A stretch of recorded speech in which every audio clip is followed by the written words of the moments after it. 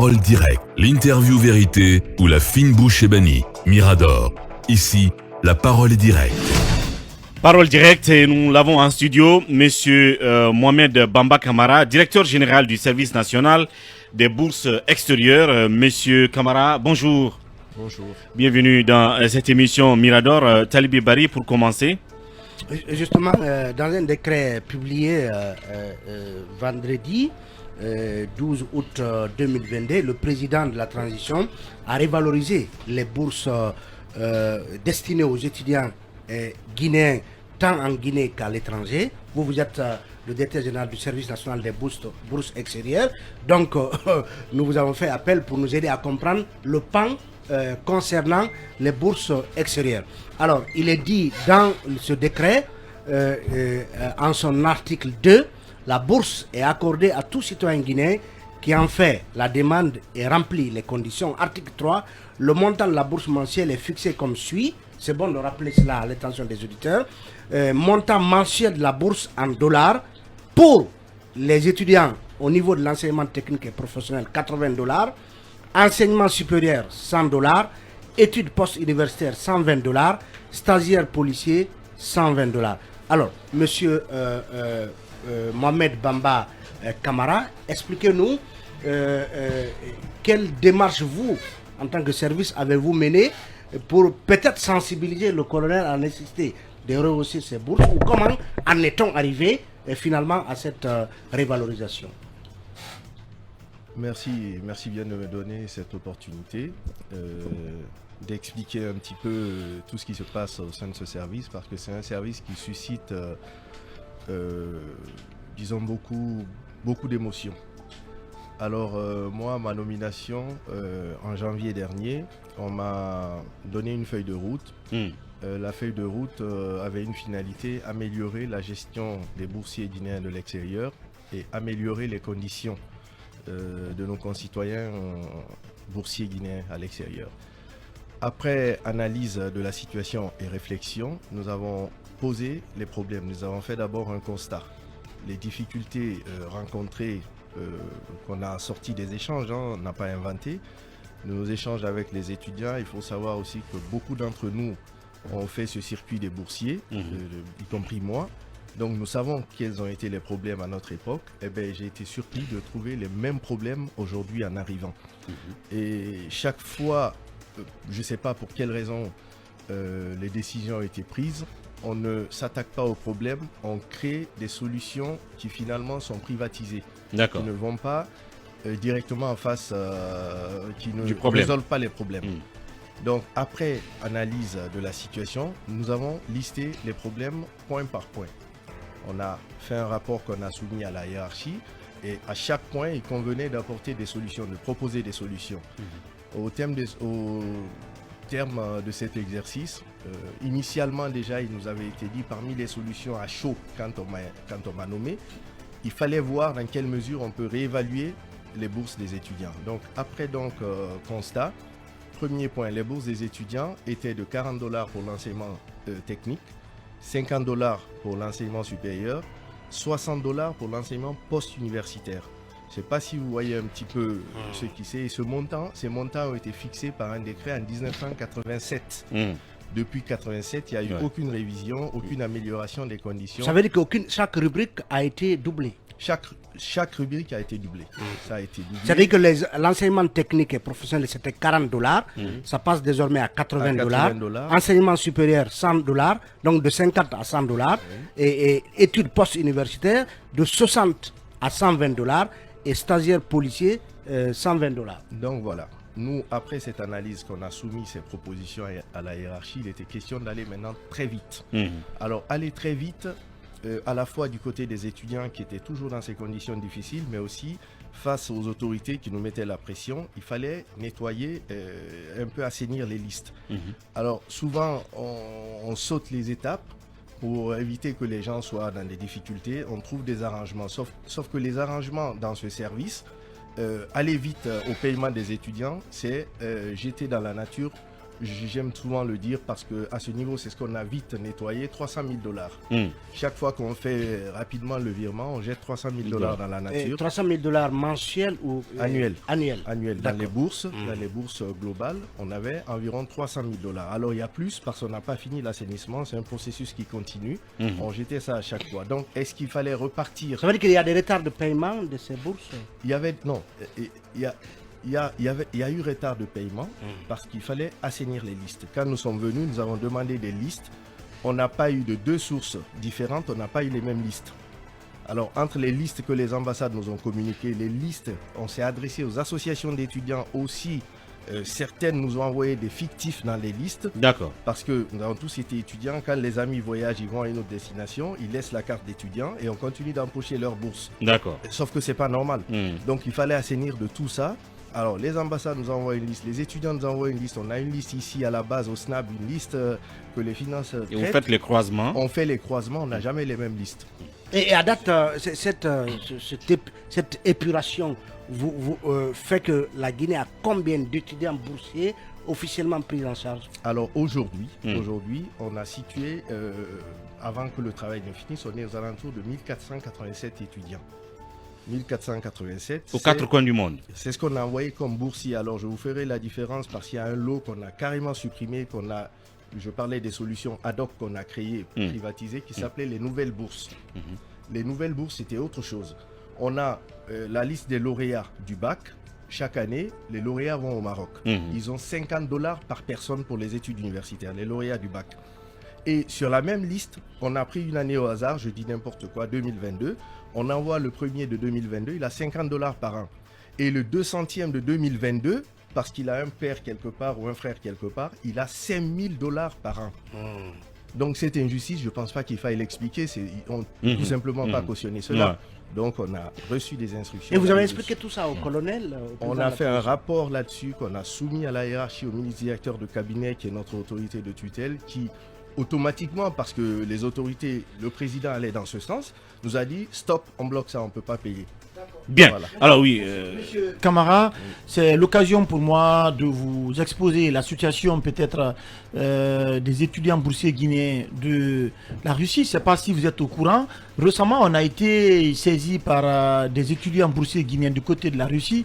Et je crois qu'on les devait 7 mois et c'est 4 mois, je crois bien, qui ont été payés. Et sur les 4 mois également, d'après les informations qui nous ont remontées, au lieu de payer 50 $, je crois, en complicité avec certains cadres de l'ambassade, tout ça reste à vérifier, on leur a payé finalement que 40 $. Est-ce que vous êtes saisi de cette situation? Quelle est la situation aujourd'hui des étudiants boursiers guinéens vivant en Russie? Je vous remercie pour la question parce que les gens souvent interprètent les informations, ne les ont pas. Quand ils viennent à vous, très souvent c'est la passion qui parle, qui cède le pas à la réalité. Bien. Alors les situations, on suit toutes les situations de tous les boursiers. Aujourd'hui, je vous ai dit qu'on est dans un processus d'assainissement des listes. Alors il se trouve que dans ce processus, il y a des noms qu'on a sortis parce qu'on n'avait aucun dossier sur eux et que parmi ces noms, il y en a qui sont encore en situation de classe. Les ambassades ont eu une lettre pour remonter toutes les omissions qui vont être traitées dans les jours à venir. Il y a parmi ces noms des gens également qui étaient boursiers mais qui ne le sont plus parce que ils partent, je vous donne un exemple, quand les gens partent pour l'enseignement moyen, ils vont pour l'enseignement professionnel pour 3 ans. À la fin des 3 ans, ils ne se réfèrent plus au service des bourses qui leur ont donné, qui leur a donné une bourse de 3 ans. Ils s'inscrivent dans un master et considèrent que de facto ils sont boursiers. D'accord. Alors que nous avons des budgets, on a des budgets à constituer, on a des planifications à faire. Pour nous, ils finissent, on attend de leur envoyer le billet. Les ambassades nous envoient la liste des rentrants, ils figurent pas et ils veulent pas. On ne peut pas aller chercher les gens de force, les ramener. Nous, on envoie les billets de ceux qui veulent rentrer. Eux, ils s'inscrivent en master. L'année là, du coup, ils ne sont pas boursiers. L'année d'après, ils disent, ça fait 2 ans que j'étudie, je n'ai pas de bourse. Ok. Donc ça crie, et ça, c'est des petites... Mais qu'est-ce que vous comptez faire Les ambassades nous remontent la situation et nous régularisons les étudiants boursiers. Bien. Alors, oui, Mohamed Kaba. Alors, M. Bamba, l'autre problème, l'état des bourses, des milliards pour octroyer des bourses à nos compatriotes pour l'étranger. Et derrière, lorsque ces étudiants retournent au Bercail, ils deviennent des gros chômeurs. Est-ce qu'il y a une politique de réinsertion de ces boursiers de l'État dans le cadre de l'emploi? Et l'autre problème, pourquoi ne pas décentraliser, ouvrir des comptes bancaires pour ces étudiants au lieu de passer par les ambassades? Parce que toute la magouille vient de là-bas. Vous avez tout à fait raison. Bon, je vous ai parlé tout à l'heure des problèmes que nous avons listés. On Bien. a parlé du montant des bourses qui était dérisoire. Absolument. Aujourd'hui que le président a doublé. Également, on a soumis d'autres solutions à d'autres problèmes que le président également va valider dans les jours à venir parce que l'autorité, le ministre directeur de cabinet l'a validé avec nous. Par rapport à ce paiement dont vous parlez, nous avons, dès mon arrivée, on a entrepris les discussions avec différents partenaires et nous avons opté pour une solution de carte bancaire. On a des cartes prépayées qui vont être délivrées aux étudiants. À partir de cette année, normalement, ça devrait être fait. Chaque étudiant sera automatiquement payé. Ça va nous permettre d'économiser tous les frais qu'on engage dans les virements. Absolument. Tout ce qu'on fait dans les mouvements de fonds. Donc à partir de Conakry, chaque carte sera chargée. Chacun, non, voilà, à partir de Conakry, automatiquement chacun sera chargé. On a vérifié le process, ça fonctionne sans problème. Bien. Le problème crucial de la Guinée, je vous ai dit, c'est pas, on dit souvent, il faut que les cadres reviennent.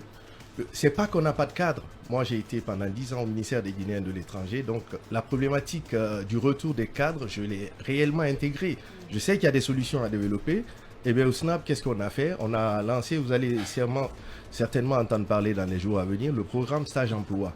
On a créé une plateforme conventionnant toutes les structures fêtières, toutes les grandes entreprises, tous les EPA, afin de pouvoir créer déjà un lien entre le milieu professionnel et les étudiants diplômés. On met un système d'accompagnement de ces étudiants en créant la plateforme nationale des alumni.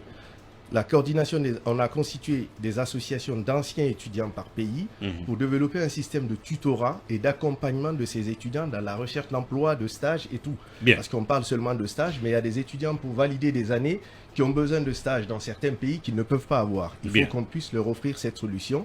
Et ces solutions aujourd'hui, ces réflexions ont été faites et des propositions ont été faites dans ce sens et qui ne sont que, nous sommes dans le déroulement parce qu'on a passé une année de constat. Maintenant, l'année 2023, ça va être des actions à outrance pour résoudre... Matérialiser toutes les réflexions. Alors oui, je voulais insister sur cette question. C'est les arriérés. À date, est-ce que vous avez régularisé notamment la situation de ces arriérés dans l'ensemble notamment des pays qui accueillent des étudiants boursiers guinéens? Nous avons payé un an plein, les arriérés de 2021 et les bourses 2022, plus les primes de vacances. Maintenant, je vous redis, quand on a fait le toilettage, il y a des listes, il y a des noms qu'on a sortis parce que soit les dossiers n'étaient pas là ou c'est des gens qu'on ne connaissait pas. Ces gens peuvent être des omis, il peut se trouver qu'ils sont effectivement des étudiants, mais les dossiers n'étant pas bien constitués et tout, on pense qu'ils sont des fictifs. Bien. Les ambassades nous renvoient des lettres. La difficulté du travail, c'est qu'il y avait des mauvaises pratiques qui avaient pris le pas sur la règle, comme tout en Guinée. Les étudiants s'asseyent dans un coin, font la liste des omis, la liste de ceux qui ne sont pas sur des listes et qui sont boursiers. Envoient au SNAP. Automatiquement, on faisait une décision pour les payer. Il se trouve que vous qui n'êtes pas boursier, vous vous retrouvez sur cette liste parce que celui qui l'a rédigé est un ami. Ces situations ne peuvent plus passer. Donc, on leur demande de se rapprocher de l'ambassade. C'est l'ambassade qui est l'autorité avec laquelle nous échangeons. L'ambassade nous fait une lettre de transmission qui, de facto, l'engage sur la vérification de ces dossiers. Et ce travail nous a tellement aidé que dans un pays... Avec un contrôle physique, ils s'organisent, les ambassades s'organisent en nous validant, en nous envoyant un courrier disant que M. Pierre est un boursier guinéen. Je suppose que la conscience professionnelle aidant, ils ont pris la peine de vérifier. En tout cas, je prends un pays comme l'Égypte. L'Égypte a fait, l'ambassade en Égypte a fait cet exercice. Bien. Et du coup, les documents que les étudiants fournissent nous ont identifié 3 documents qui avaient été scannés, falsifiés. Et ça, c'est un cas qu'on rencontre dans beaucoup de cas. Des gens prennent leur dossier, les dossiers d'un ami, ils scannent, ils mettent leur nom et ça passe. Bien. Parce qu'il n'y a pas de contrôle. Akumba. J'avoue que, M. Bamba, moi, j'ai constaté que nos nombres de followers sur la plateforme a chuté quand vous avez pris la parole après 1 ou 2 minutes. Mais moi, je suis charmé par ce que vous dites là. Ça démontre que parfois le nombre de followers ne justifie pas la pertinence de ce qu'on dit. Moi, je suis un peu charmé par cette réforme que vous êtes en train d'évoquer là. Et puisque c'est une réforme, j'aimerais savoir à travers vous, est-ce que la Guinée a des boursiers en Ukraine? Si oui, quelle est leur situation aujourd'hui? Si oui également, quelles sont les dispositions spécifiques que vous avez entamées pour que ces Guinéens-là puissent certainement être en sécurité, mais aussi accéder à leur bourse? D'abord, est-ce qu'on a des boursiers en Ukraine? Voilà, je vais vous dire oui et non. Oui, sur la liste, nous avons des boursiers. En contactant l'ambassade de Guinée à Russie, on a eu la confirmation qu'il y avait des boursiers. Il faut savoir que dès que la crise a commencé, nous avons pris attache avec un des représentants des étudiants en Ukraine. Alors nous avons entrepris des discussions avec l'ambassadeur qui nous a reçus, la Russie qui nous a qui nous a fait cette proposition de réinscrire tous les étudiants guinéens qui étaient en Ukraine, de les réinscrire dans les universités russes. Quand on est revenu vers les étudiants, ils avaient tous, de ce que ces représentants nous ont dit, et on en a contacté 3 différents, ils avaient quitté l'Ukraine. Certains seraient en Allemagne, d'autres seraient en France. Alors le problème qui s'est posé après, c'est qu'ils ont voulu qu'on transfère la bourse qu'ils avaient en Ukraine, en France ou en Allemagne. Bon, ça, c'est une décision qui va aller au-dessus de ma tête et je n'étais pas forcément pour, parce que ça va, vous allez comprendre, ça va engager d'autres choses que nous avons combattues, des étudiants qui partent, qui laissent leur carte à leurs camarades, qui continuent d'encaisser les bourses. On a dit, d'ailleurs vous verrez dans le décret, que le changement de destination est un motif de suppression de la bourse. Voilà, on a des étudiants qui arrivent au Maroc, par exemple, au Maroc, et un frère qui leur dit, en France tu as du travail, il va finalement, il n'étudie pas, il travaille, on continue. Avant, on continuait à le payer. Il travaillait, on continuait à le payer, il laissait l'école jusqu'au jour où on se rendait compte. Mais aujourd'hui, non, quand vous changez de destination, ça ne peut pas se faire. C'est pourquoi d'ailleurs, on a initié un programme d'immatriculation qui a été fait déjà pour les lauréats de cette année. Ils sont tous immatriculés. Un projet pilote de biométrisation aussi va être lancé dans les jours à venir en partenariat avec le ministère de l'Enseignement supérieur. Tout pour dissuader les éventuels cas de fraude. Donc les étudiants en Ukraine, il y en a un qui est en France actuellement avec qui on est en pourparlers. On est en train de voir dans quelle mesure, comment on peut leur payer les arriérés du temps qu'ils étaient en Ukraine. Mais il ne s'agit pas de reporter la bourse dans le pays où ils sont, on n'est plus dans les mêmes conditions. Parce qu'il faut savoir que c'est des compléments de bourse qu'ils avaient pour l'Ukraine. Parce qu'il faut faire cette différence. Les gens, quand ils parlent de bourse, on dit on n'est pas payé. Non, on paye un complément de bourse. C'est-à-dire qu'il y a une bourse qui est là, que le pays partenaire nous donne, et que nous rajoutons quelque chose pour faciliter un peu le quotidien de l'étudiant. Donc ces compléments de bourse sont coupés dès que vous quittez le pays où ils sont... Alors, rapidement, je répondis sur la révalorisation. Vous avez parlé des 50 $ par exemple, qui étaient en vigueur depuis 87. Oui. Donc depuis toutes ces décennies, c'est maintenant qu'on double. Donc on passe de 50 $ à 100 $ pour la première ligne. Maintenant, ça c'est déjà une avancée. Je pense que c'est salutaire. Et j'imagine que les étudiants vont l'apprécier. Mais le constat comparatif que vous avez dû faire, parce que nous avons écouté des étudiants souvent qui disent, quand vous regardez nos amis gabonais, nos amis ivoiriens, sénégalais, c'est 300 $, ainsi de suite. En fait, l'écart est assez grand. Est-ce que là aussi vous avez fait ce constat, malgré l'effort d'avoir doublé quand même, qu'il reste encore à faire pour que les étudiants guinéens soient au même niveau que les nationalités des pays comme le Sénégal, la Gambie et le Gabon, ainsi de suite? Est-ce que c'est une revalorisation graduelle? Alors, c'est une première révalorisation, graduelle certainement. C'est une première révalorisation qui a été faite. Vous savez, je veux moi me positionner en celui qui voit le verre d'eau à moitié plein. Voilà, c'est-à-dire on est dans une dynamique de positive attitude. Souvent, on va très vite comparer avec des pays. Il faut savoir que le PIB du Sénégal, c'est près du double du PIB, si je ne me trompe pas, de la Guinée. Donc, je ne sais pas, si on pouvait faire le même exercice, le médecin guinéen pourrait dire, mes amis au Gabon touchent ça. Évidemment. Le professeur dirait la même chose à tous les niveaux. Et à la fin, peut-être que des autorités même qui décident vont dire, écoutez, nos homologues dans les autres pays touchent tant. je pense qu'il faut s'inscrire dans l'amélioration. On a des efforts qui ont été faits, il faut les reconnaître. Oui, ça c'est déjà Maintenant, fait. Cela Oui. ne doit pas nous empêcher, je le disais l'autre fois, de faire plus. De réclamer. Les étudiants continuent de réclamer, c'est normal. Et ils veulent une meilleure situation. Et nous continuons de faire des propositions, de faire des analyses, de faire des propositions parce que nous estimons que mieux ils sont traités, plus aptes ils seront à affronter la vie dans le pays d'accueil. Donc c'est quelque chose qui peut encore évoluer dans l'avenir. Maintenant, le SNAB, peut-être qu'Akumba en sait quelque chose. Et avant votre arrivée, c'est vraiment un service où il y avait traditionnellement tellement de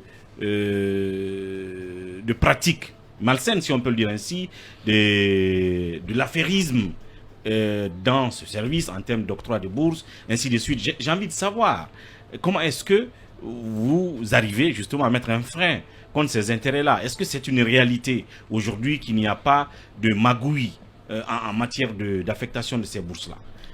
Parce que vous avez parlé d'un cas où quelqu'un qui ne mérite pas a par exemple une bourse de $5 000 contre quelqu'un qui en prend $100 ou $50. Et attention, $5 000, c'est s'il est en Afrique. S'il est en Europe ou en Amérique, c'est encore plus. Il a $7 000.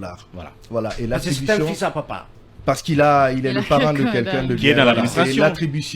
L'attribution.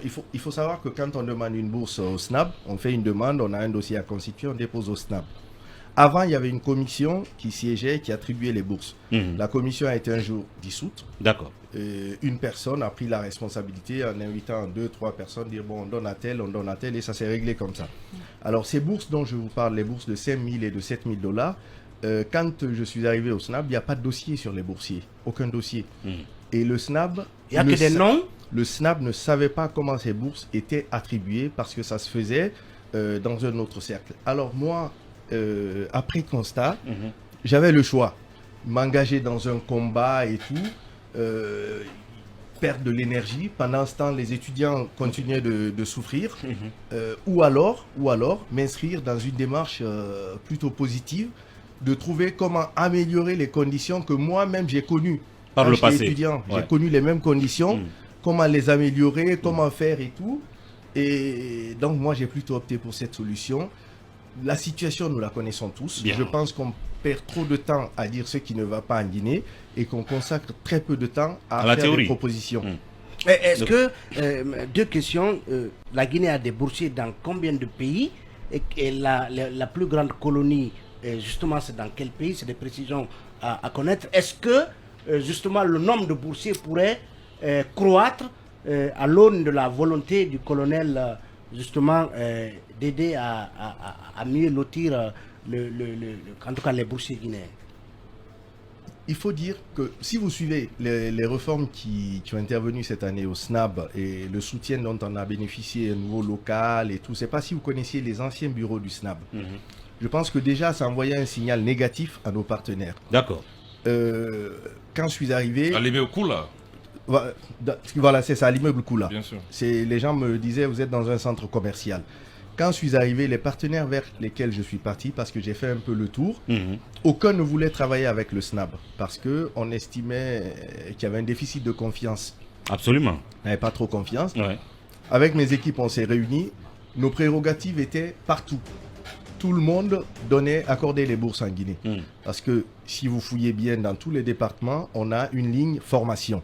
Sauf que les gens jouent là-dessus la ligne formation qui doit se faire en Guinée, payent des formations pour les gens à l'extérieur. Donc reprendre tout cela ne peut pas se faire sans travailler. J'ai dit à mes collègues, laissons, on travaille, les choses viendront d'elles-mêmes.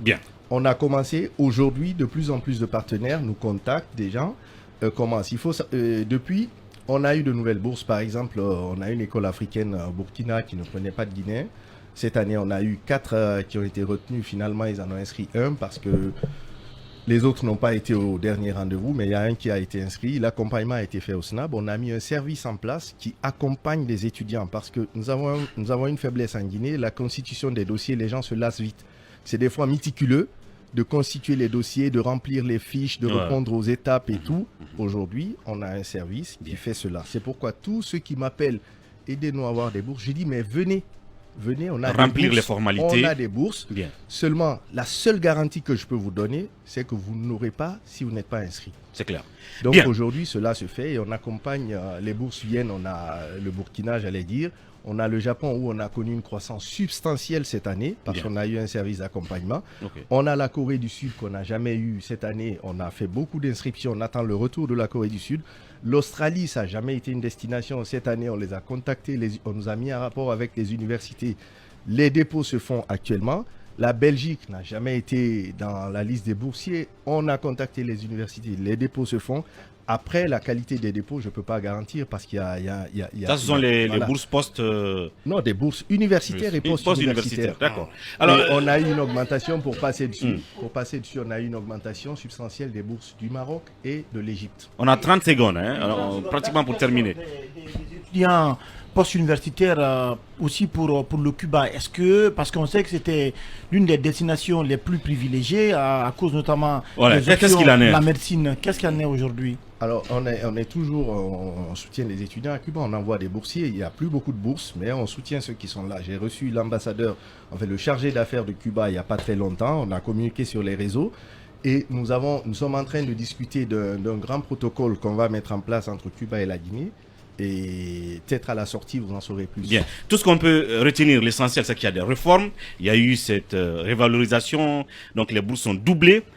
Bref, que ce soit le Maroc ou l'Ukraine, toutes les arriérés, vous l'avez dit et vous confirmez, ont été payés déjà pour tout ce qui était en règle. Oui. Pour ceux qui étaient en règle, ça a été payé. Bien. Je note un problème qui m'a été remonté encore.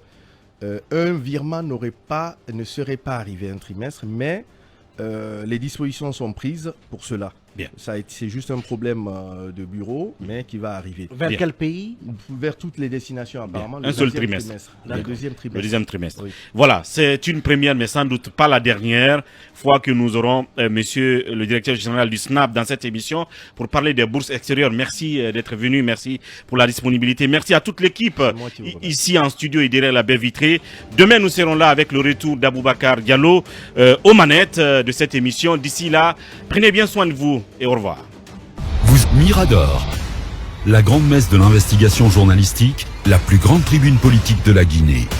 Avec Aboubacar Diallo, Talibé Bari, Mamadou Ouri Diallo, Akoumba Diallo, Kabinet Fofana, Mohamed Kaba, Ibrahima Lincoln Souma, Mamadou Diambalde.